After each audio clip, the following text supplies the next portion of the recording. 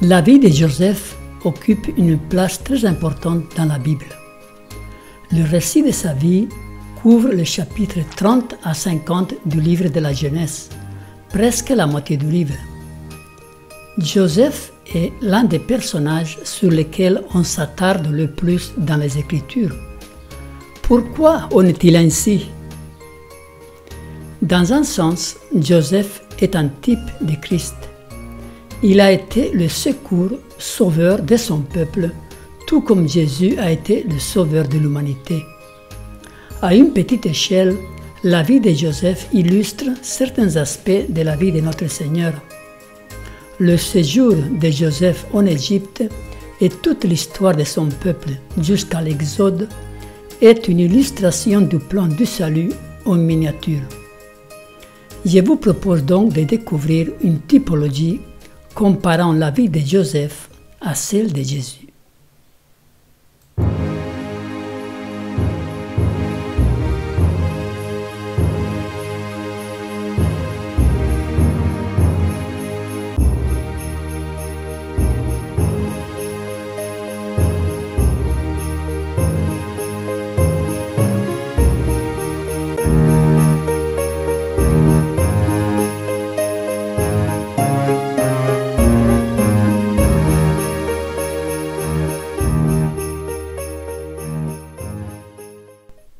Joseph, le sauveur de son peuple. Tout d'abord, Joseph est, pour ainsi dire, le premier-né de Jacob avec sa véritable épouse Rachel. Rappelez-vous que Léa lui a été imposée par Laban, son beau-père. Nous lisons dans Genèse 30, « Dieu se souvint de Rachel, il l'exauça et il la rendit féconde. Elle devint enceinte et enfanta un fils. Et elle dit, Dieu a enlevé mon opprobre, et elle lui donna le nom de Joseph en disant que l'Éternel m'ajoute à notre fils. D'une certaine façon, le premier-né de Jacob est Joseph. Jacob, c'est Israël, c'est le père du peuple élu. Ruben était le premier-né devant hériter du droit d'aînesse, mais d'après la Genèse, chapitre 49, il nous est dit « Ruben, toi, mon premier-né, ma force et les prémices de ma vigueur, supérieur en dignité et supérieur en puissance, impétueux comme les eaux, tu n'auras pas la prééminence, car tu es monté sous la couche de ton père, tu as souillé ma couche en y montant. » Donc, d'après ce texte, Ruben a perdu la prééminence. Il dit « Tu n'auras pas la prééminence » à cause de sa faute. Et c'est Joseph qui a pris sa place. On lit cela dans la Genèse 49. « Les bénédictions de ton père s'élèvent au-dessus des bénédictions de mes pères jusqu'à la cime des collines éternelles, qu'elles soient sous la tête de Joseph, sous le sommet de la tête du prince de ses frères. » Donc Joseph est le prince de ses frères. Jésus est aussi le premier-né de toute la création et le prince de paix, le prince de ses frères. Colossiens 1,15 nous dit « Il, c'est Jésus, est l'image du Dieu invisible, le premier-né de toute la création. » Isaïe 9,6 nous dit « Car un enfant nous est né, un fils nous est donné, et la domination reposera sur son épaule. On l'appellera admirable, conseiller, Dieu puissant, Père éternel, prince de la paix. » Vous comprenez la typologie. Un autre élément. La mère de Joseph, Rachel, mourut à Bethléem. Et la mère de Jésus, Marie, naquit à Bethléem. Ensuite, Joseph est haï par ses frères parce qu'il est le préféré de son père Jacob. Genèse 37 nous dit « Israël aimait Joseph plus que tous ses autres fils parce qu'il l'avait eu dans sa vieillesse et il lui fit une tunique de plusieurs couleurs. Ses frères virent que leur père l'aimait plus que eux tous, et ils le prirent en haine. Ils ne pouvaient lui parler avec amitié. Joseph eut un songe et il raconta à ses frères qui les haïrent encore davantage. Pour Jésus, c'était la même chose. Il était haï par ses frères, les frères d'une autre, pas de sa mère, mais de son père. Il était haï par ses frères à cause de sa droiture et de son intégrité. Il était le bien-aimé du Père céleste. Les frères de Joseph complotent de le tuer. Ruben intervient avec l'intention de le sauver. Genèse 37 nous dit. Et l'homme dit, ils sont partis d'ici car je les ai entendus dire, allons à Dothan.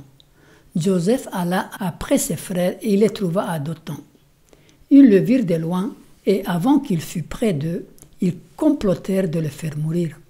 Ils se dirent l'un à l'autre, voici le faiseur de songes qui arrive. Venez maintenant, tuons-le et jetons-le dans une des citernes. Nous dirons qu'une bête féroce l'a dévoré et nous verrons ce que deviendront ces songes. Ruben entendit cela et il le délivra de leurs mains. Il dit, ne lui ôtons pas l'habit. Ruben leur dit, ne répandez pas de sang, jetez-le dans cette citerne qui est au désert et ne mettez pas la main sur lui. Il avait dessein de le délivrer de leurs mains pour le faire retourner vers son Père. Dans la vie de Jésus, on voit aussi que Nicodème est intervenu dans le Sanhédrin avec l'intention de délivrer Jésus. Jean 7 nous dit, Nicodème, qui était venu de nuit vers Jésus et qui était l'un d'entre eux, leur dit, notre loi condamne-t-elle un homme avant qu'on l'entende et qu'on sache ce qu'il a fait? Poursuivons l'histoire de Joseph. Finalement, c'est Judas qui propose de vendre Joseph pour 20 cycles d'argent. Alors Judas dit à ses frères, que gagnerons-nous à tuer notre frère et à cacher son sang? Venez, vendons-le aux Ismaélites et ne mettons pas la main sur lui, car il est notre frère, notre chair, et ses frères l'écoutèrent. Au passage des marchands madianites, ils tirèrent et firent remonter Joseph hors de la citerne, et ils le vendirent pour 20 cycles d'argent aux Ismaélites, qui l'emmenèrent en Égypte. De même, Jésus, il a été vendu par un Judas, non par Judas, mais Judas, pour 30 pièces d'argent. Ensuite, ils ont dépouillé Joseph de sa tunique et ils l'ont trempé dans le sang d'un bouc. La victime innocente est sacrifiée pour couvrir leurs péchés. Lorsque Joseph fut arrivé auprès de ses frères, ils le dépouillèrent de sa tunique, de la tunique de plusieurs couleurs qu'il avait sur lui. Ils prirent alors la tunique de Joseph et ayant tué un bouc, ils plongèrent la tunique dans le sang. Donc, le sang du bouc était utilisé le jour des expiations pour la purification du sanctuaire. Le sang de Jésus est l'antitype du bouc expiatoire. Victime innocente offerte pour couvrir nos péchés. Voyez là la typologie. Jésus est mort pour couvrir nos péchés. Victime innocente. Et là, les frères ont tué un bouc. Victime innocente pour couvrir leurs péchés à eux. La tunique de Jésus aussi, elle a été tirée au sort. Il y avait un problème avec la tunique. Dans le livre de l'Apocalypse, il nous est dit que quand Jésus revient, il est revêtu d'un vêtement trempé de sang. Donc la tunique de Joseph fut trempée dans le sang, de même que le vêtement que porte Jésus. Plus loin, en Égypte, l'Éternel était avec Joseph et il faisait prospérer tout ce qu'il entreprenait. L'Éternel fut avec lui et la prospérité l'accompagna. Il habitait dans la maison de son maître, l'Égyptien. Son maître vit que l'Éternel était avec lui et que l'Éternel faisait prospérer entre ses mains tout ce qu'il entreprenait. Dès que Potiphar l'eut établi sur sa maison et sur tout ce qu'il possédait, l'Éternel bénit la maison de l'Égyptien à cause de Joseph, et la bénédiction de l'Éternel fut sur tout ce qui lui appartenait, soit à la maison, soit au champ. Joseph était, comme nous dit là, béni de l'Éternel. De même pour Jésus, l'Éternel était avec lui, et il faisait prospérer son œuvre. L'Esprit du Seigneur est sur moi, parce qu'il m'a oint pour annoncer une bonne nouvelle aux pauvres. Il m'a envoyé pour guérir ceux qui ont le cœur brisé, pour proclamer aux captifs la délivrance et aux aveugles le recouvrement de la vue, pour renvoyer libres les opprimés, pour publier une année de grâce du Seigneur. Avec la femme de Potiphar, Joseph va être mis à rude épreuve, avec ses avancées, qui semblent avoir duré un bon moment. 40 jours peut-être. Après ces choses, il arriva que la femme de son maître porta les yeux sur Joseph et dit « Couche avec moi ». Quoiqu'elle parlait tous les jours à Joseph, il refusa de coucher auprès d'elle, d'être avec elle. Donc on voit que ça a duré un petit moment en tout cas. Il parlait tous les jours à Joseph. Joseph va sortir victorieux de l'épreuve. Il ne voulait pas pécher contre Dieu. Comment ferais-je aussi grand mal et pécherais-je contre Dieu? Jésus a dû faire face aussi au diable pendant 40 jours au désert. Celui-ci lui a proposé tout ce qui pouvait le tenter, mais Jésus a résisté.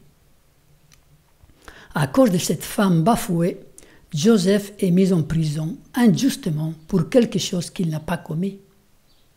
Après avoir entendu les paroles de sa femme qui lui disait « Voilà ce que m'a fait ton esclave », le maître de Joseph fut enflammé de colère. Il prit Joseph et le mit dans la prison, dans le lieu où les prisonniers du roi étaient enfermés. Il fut là en prison. De la même manière, Jésus a été traité injustement tout au long de son ministère terrestre, accusé faussement et condamné à mort pour des choses qu'il n'avait pas commises. L'Éternel conduisait toutes les circonstances adverses de Joseph. L'Éternel fut avec Joseph et il étendit sur lui sa bonté.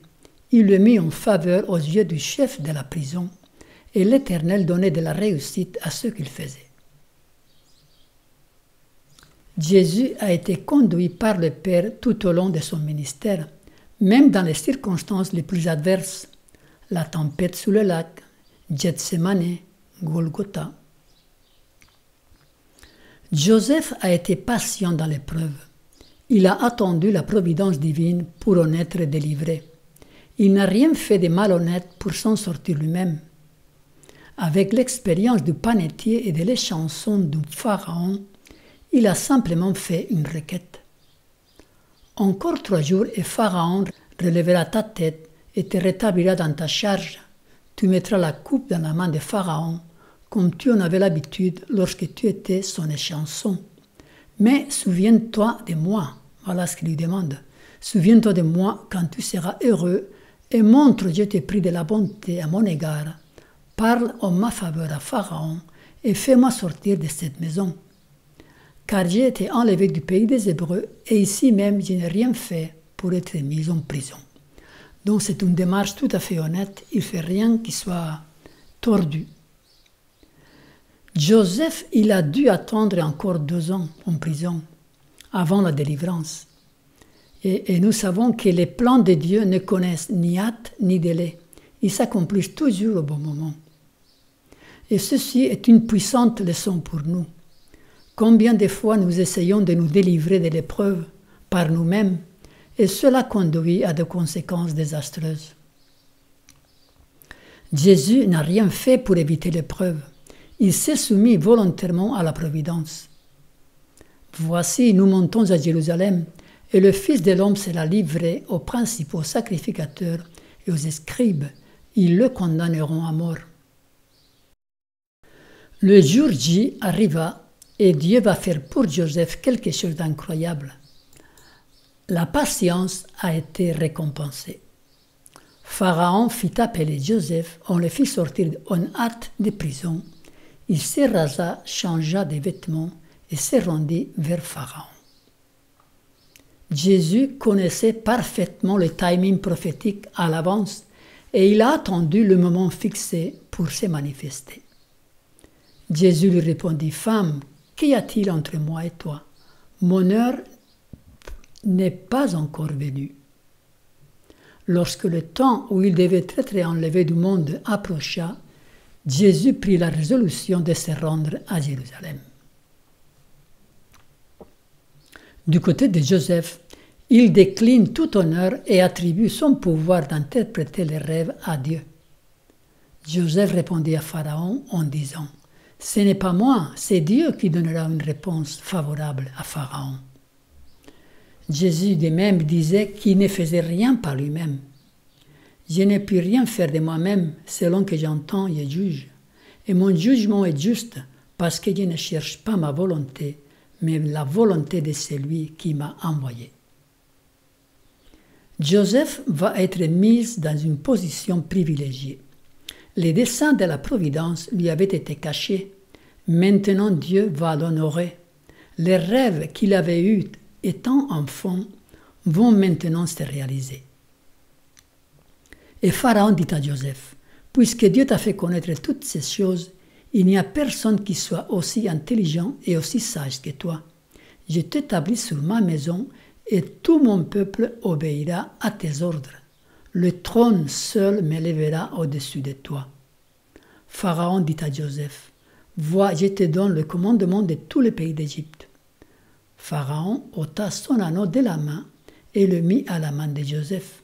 Il le revêtit d'habits de fin lin et lui mit un collier d'or au cou. Il le fit monter sur le char qui suivait le sien, et l'on criait devant lui à genoux. C'est ainsi que Pharaon lui donna le commandement de tous les pays d'Égypte. Il dit encore à Joseph, « Je suis Pharaon, et sans toi, personne ne lèvera la main ni le pied dans tous les pays d'Égypte. » Donc Joseph est devenu le second, après le Pharaon. Il lui a dit, « Le trône seul m'élèvera au-dessus de toi. » Remarquez que Joseph a été revêtu de fin lin. Et d'après Apocalypse 19, verset 8, Jésus aussi sera revêtu de fin lin. Et il lui a été donné d'être revêtu de fin lin éclatant et pur, car le fin lin, ce sont les actes ou les œuvres justes des saints. À la fin de la controverse, Jésus sera exalté devant tout l'univers, de la même manière que Joseph. Il sera le second après le trône du Père Céleste. Jésus aussi sera revêtu de fin lin. Tous tomberont à genoux devant lui, et tous l'acclameront. Il disait d'une voix forte, « L'agneau qui a été immolé est digne de recevoir la puissance, la richesse, la sagesse, la force, l'honneur, la gloire et la louange.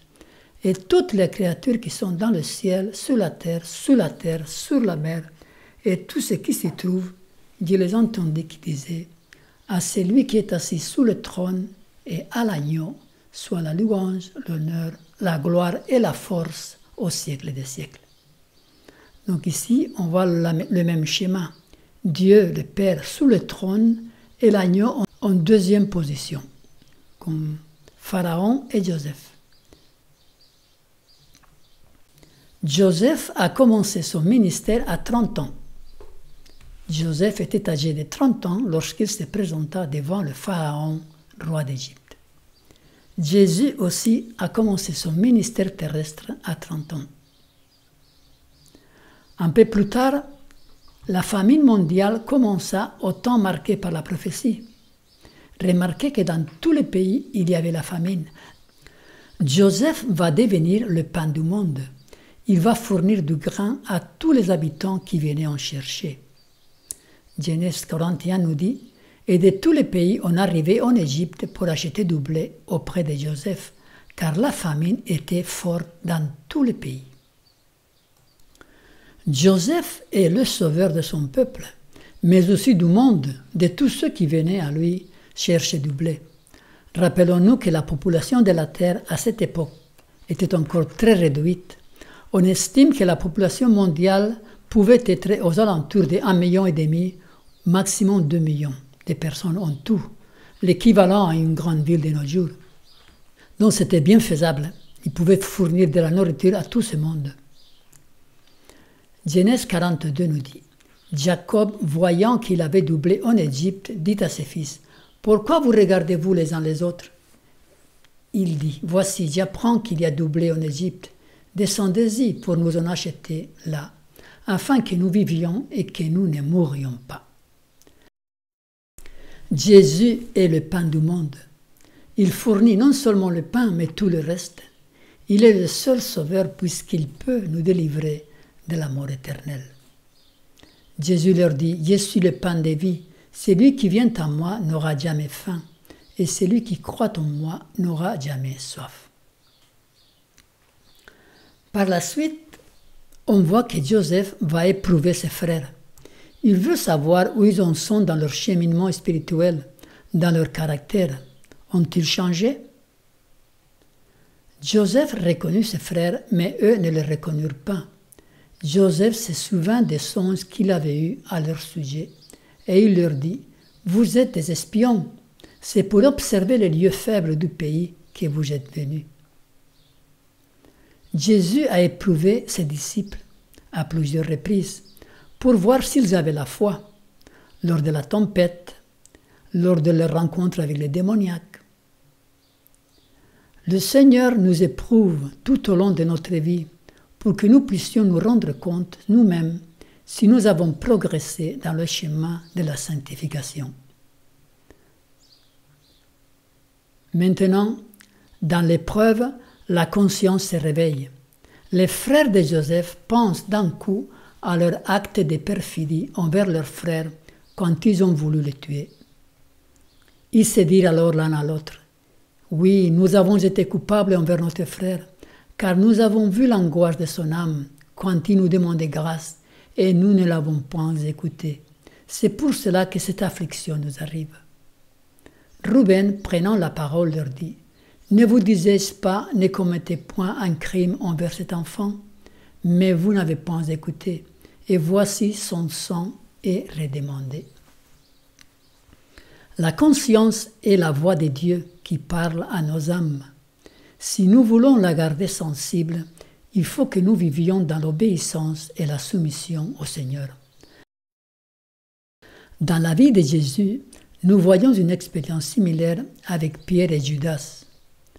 Dans l'épreuve de son reniement, Pierre se souvint de la promesse de Jésus, car il avait une conscience sensible.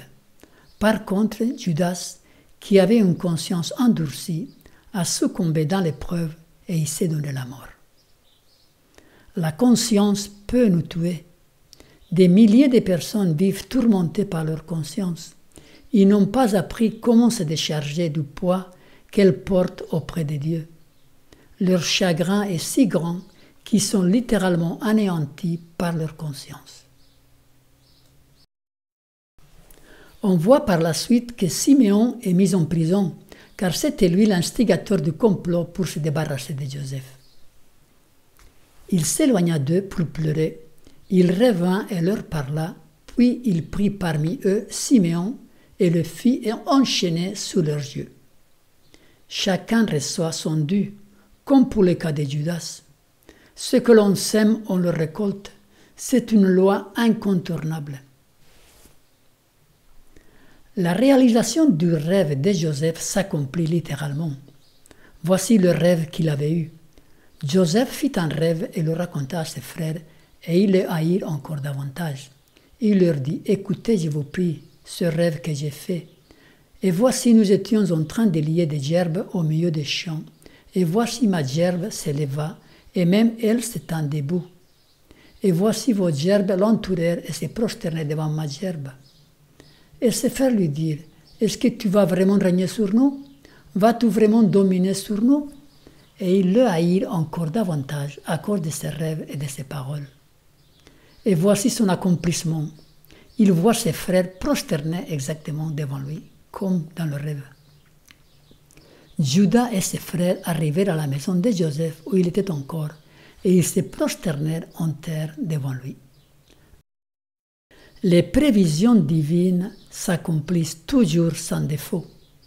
Les prophéties sont des réalités futures et nous ne devons pas les ignorer. Au temps fixé, elles s'accompliront.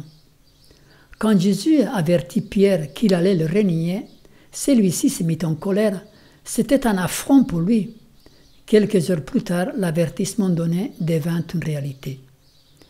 Nous ne devons pas douter des prophéties. Dieu a vu les événements à l'avance. Les dernières prophéties du livre de l'Apocalypse nous paraissent invraisemblables actuellement. Cependant, elles s'accompliront au temps fixé et de la manière décrite dans les livres prophétiques. Joseph a su voir la main de Dieu dans tous les malheurs qui lui sont arrivés. Il pardonne à ses frères de l'avoir vendu comme esclave, car il voit que Dieu avait un plan par derrière. Sans le savoir, les frères de Joseph ont accompli le rêve qu'ils voulaient empêcher de se réaliser. Joseph dit à ses frères, « Approchez-vous de moi. » Et ils s'approchèrent. Il dit, « Je suis Joseph, votre frère, que vous avez vendu pour être mené en Égypte. Maintenant, ne vous affligez pas et ne soyez pas fâchés de m'avoir vendu pour être conduit ici, car c'est pour vous sauver la vie que Dieu m'a envoyé devant vous. » Remarquez cette dernière expression, c'est pour vous sauver la vie que Dieu m'a envoyé devant vous. Jésus est venu dans ce monde, qui est symbolisé par l'Égypte, pour nous sauver de la mort et du péché. Jésus a demandé au Père aussi de pardonner à ses bourreaux, car sans le savoir, ils accomplissaient le plan du salut de l'humanité en les condamnant. Ensuite, Joseph parle prophétiquement d'un temps ultérieur où Dieu allait délivrer Israël de l'Égypte. Dieu m'a envoyé devant vous pour vous faire subsister dans le pays et pour vous faire vivre par une grande délivrance. Ce n'est donc pas vous qui m'avez envoyé ici, mais c'est Dieu. Il m'a établi père de Pharaon, maître de toute sa maison et gouverneur de tous les pays d'Égypte. L'expression « pour vous faire vivre par une grande délivrance » est prophétique. Elle fait référence à l'expérience de l'Exode qui allait avoir lieu des siècles plus tard. Joseph a préparé la voie pour cette grande délivrance. Jésus a utilisé comme toile de fond dans ses enseignements la grande délivrance qui aura lieu à son retour. Il parlait prophétiquement à ses disciples. Jésus a préparé la voie pour que cette grande délivrance puisse un jour avoir lieu. Joseph prépare une place pour son peuple, un lieu où ils pourront vivre en sécurité et s'épanouir. Hâtez-vous de remonter auprès de mon Père et vous lui direz, « Ainsi a parlé ton fils Joseph. Dieu m'a établi Seigneur de tout l'Égypte. Descends vers moi, ne tarde pas. Tu habiteras dans le pays de Goshen, et tu seras près de moi, toi, tes fils et les fils de tes fils, tes brebis et tes bœufs, et tout ce qui est à toi. Ce qu'il y a de meilleur dans tous les pays d'Égypte sera pour vous. » La région de Goshen était la plus fertile d'Égypte, avec de l'eau en abondance. De même, Jésus, il nous prépare une place dans le meilleur des pays. Et lorsque je m'en serai allé et que je vous aurai préparé une place, je reviendrai et je vous prendrai avec moi, afin que là où je suis, vous y soyez aussi. Dieu va encourager Jacob à descendre en Égypte, car c'est là qu'il va faire former un peuple. Et Dieu dit, « Je suis le Dieu de ton père. Ne crains point de descendre en Égypte, car là je te ferai devenir une grande nation. » Toutes les circonstances adverses ont servi au plan de Dieu. L'apôtre Paul nous dit, « Nous savons du reste que toute chose concourt au bien de ceux qui aiment Dieu, de ceux qui sont appelés selon son dessein. » Jésus a laissé la commission évangélique à ses disciples pour qu'une grande nation puisse se former en vue de la Canaan céleste. Le retour de Jésus est l'antitype de l'Exode, le peuple délivré de l'Égypte. À partir d'un petit nombre, 70 seulement, Dieu va constituer tout un peuple. Et Joseph avait 2 fils qui lui étaient nés en Égypte. Le total des personnes de la famille de Jacob qui vinrent en Égypte était de 70. Et nous savons aussi que Jésus va envoyer 70 de ses disciples pour l'œuvre évangélique. Le nombre 70 est intéressant. Si vous lisez Genèse 10, vous trouverez aussi 70 familles furent éparpillées sur la surface de toute la terre à la tour de Babel. Ce fut la descendance de Noé. 70 personnes composaient le tribunal du Sanhédrin.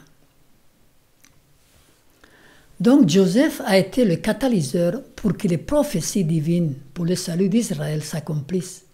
C'est grâce à lui qu'Israël, Jacob, aura la vie sauve, qu'un peuple nombreux pourra se former dans des conditions très favorables. Le peuple a été gâté pendant la vie de Joseph. Il vivait dans une région très prospère, très fertile. C'est ainsi qu'une grande descendance a pu se former en vue de la grande délivrance.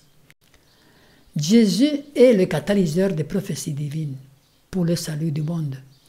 Et si vous remarquez, c'est une miniature du plan du salut. Il est venu en Égypte, on pourrait dire, et il a bâti son église sur quelques disciples.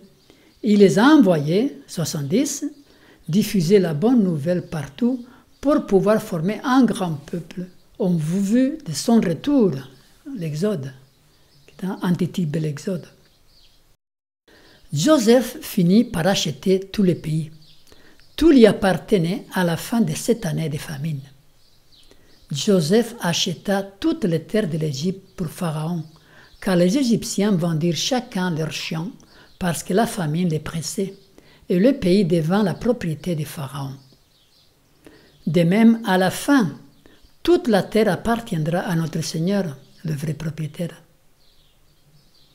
Nous voyons la promesse du retour en Canaan dans le discours de Jacob.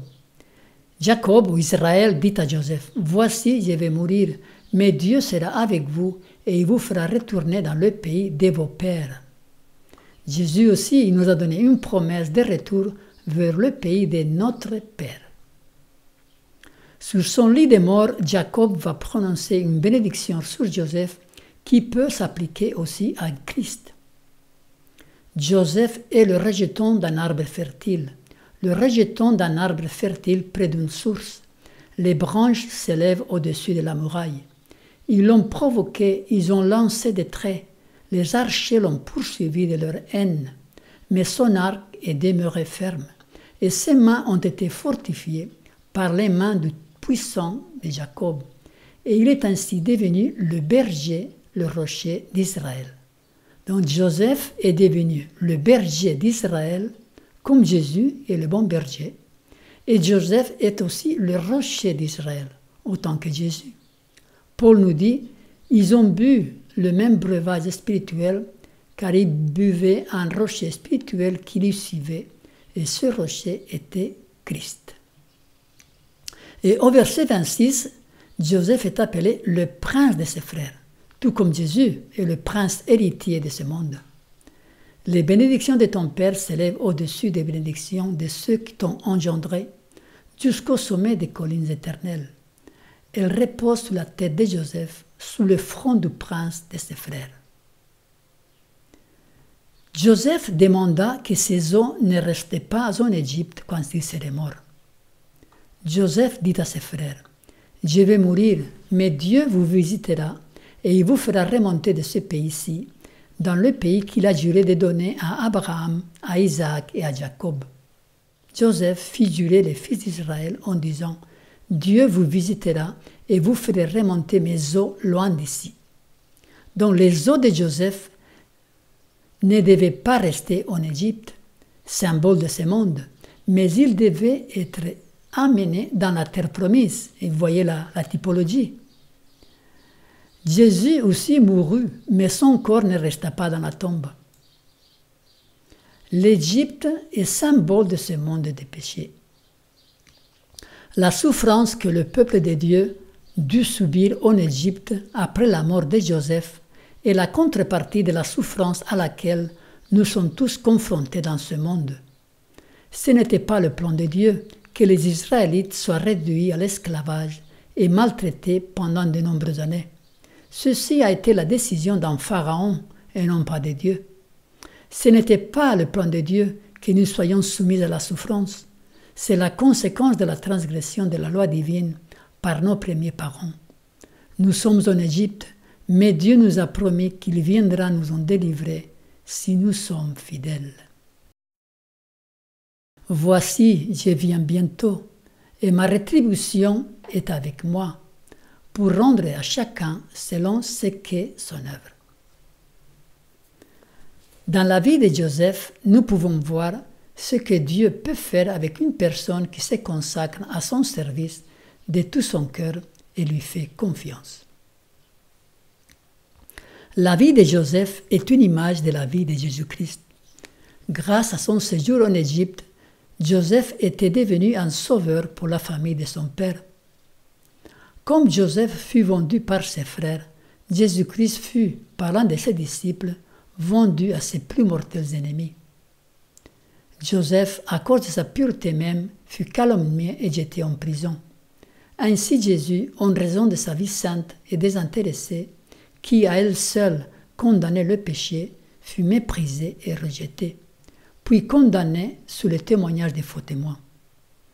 Enfin, la patience et la douceur de Joseph devant l'injustice et l'oppression, son empressement à pardonner et sa noble générosité envers ses frères dénaturés préfiguraient le silence et la générosité avec lesquels le Sauveur supporta la brutalité et les outrages des impies, comme aussi le pardon qu'il accorda à ses meurtriers et qu'il offre encore à tous ceux qui viennent à lui, confessant leurs péchés et implorant sa miséricorde.